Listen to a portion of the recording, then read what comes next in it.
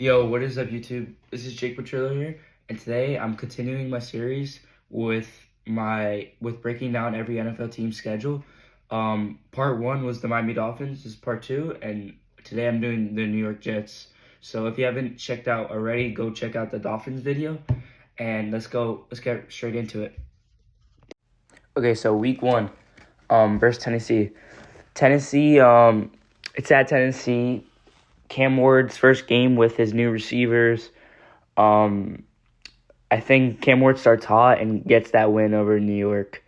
So yeah. Week two, at home versus the Packers. I'm gonna give this one to Green Bay. Maybe it could be a win, but I'm giving that to Green Bay. Week three, they're getting belt to ass. Lions are winning. Week four, the second week of getting belt to ass. The Jets lose this one. Week five, this is where I maybe could see their first win of the season. It's in New York, so I have a feeling they could win this. I'll give them the win. The Cleveland Browns, I do think, are the better team, but it's in New York. They started 0-4, and this is a room for a win. Week 6 versus New England. They're going to lose this one. I do think they might be able to split with New England, but I have them losing. Week 7, they're going to win this week. It's in New York versus the worst team in the league.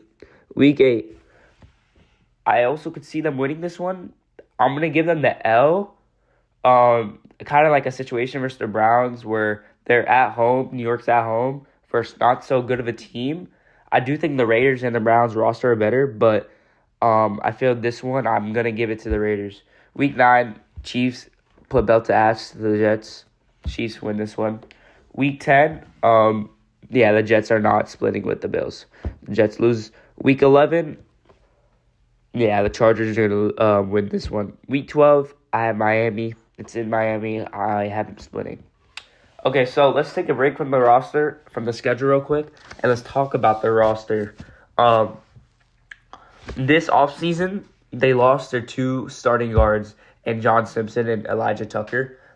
Really good guards they lost. They got the Mario Davis. I love that pickup. Great linebacker for 2 years at least. That was a good pickup. Now let's look at their draft, which I don't really like that much. They get David Bailey. They have Arvell Reese on the board. Arvell Reese is definitely the better prospect, but when it comes to who could be a day one starter, I think David Bailey fits that role better. Maybe he fits the scheme better. So I don't dislike the pick because David Bailey is one of the best players in the draft. That Arvell Reese was a better prospect, but I'm not mad at it.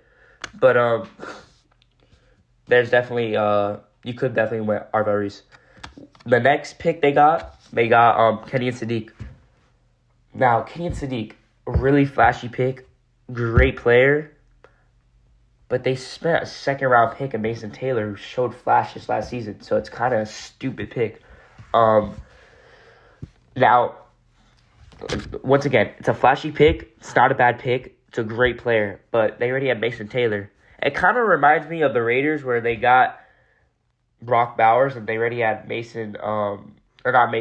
Michael Mayer. So it's not a bad pick, but they could have definitely gone a better position in need. Now their last pick, which is the pick I hate the most, Amari Cooper Jr. Now they definitely needed wide receiver too, but why Amari Cooper Jr.? There's so many better receivers on the board than him. They also got D'Angelo Pons, who I did like that pickup. So yeah, they got their draft. They could have got better players in the draft, but I feel like they got what they needed. They did lose 2 guards. They got DeMario Davis, so not a horrible offseason. They did get players they needed, could have got better, but it wasn't bad. But the problem is they got Geno Smith, who led Las Vegas to the worst pick in the draft, so kind of why would you get a quarterback who leads his team to the worst player, to the worst pick in the draft? It's kind of whatever. And they also have Eric Glenn, who's a defensive coach, leading Geno Smith. It's not a route for success. So this is why they're going to not have so much success this season. So yeah, that's my breakdown of their off season. So let's continue. Week 14, they play Denver, and I'm gonna keep it real with you guys. Denver is gonna put BTA to them.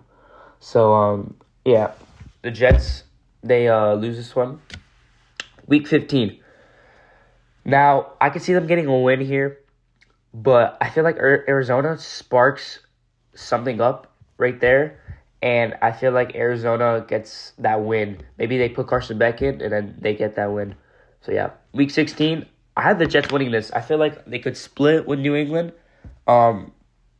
It's at New York, so I'll give them a win there. Now, I don't think New England's a bad team. I think they're going to split them. The Jets, they could get another win versus Minnesota, but they lose that. And they lose Week 18, getting blown out by the Bills. So, 3-14. Looking at their schedule, it's actually not that hard of a schedule. I think let's look at where they could get wins. Could get a win versus Tennessee. Could get a win versus the Browns. Could get a win versus the Patriots, splitting with the Patriots.